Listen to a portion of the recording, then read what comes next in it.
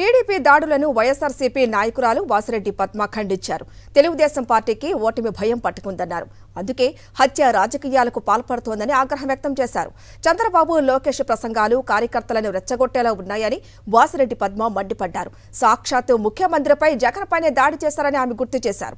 మంగళగిరిలో దారుణంగా వెంకటరెడ్డిని చంపేశారని ఆవేదన వ్యక్తం చేశారు వాసిరెడ్డి పద్మ.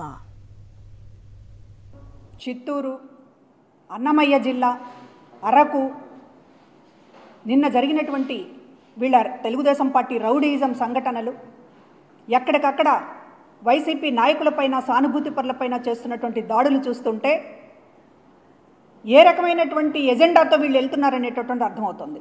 ఏకంగా చంద్రబాబు నాయుడు గారు పబ్లిక్ మీటింగుల్లో ముఖ్యమంత్రి గారి పైన రాళ్లతో కొట్టండి, దున్నపోతు అనేటటువంటి మాటలు ఉపయోగించడం ఒక విద్వేషపూరితంగా, ఓ పక్కన లోకేష్, మరో పక్కన చంద్రబాబు ఇద్దరు కూడా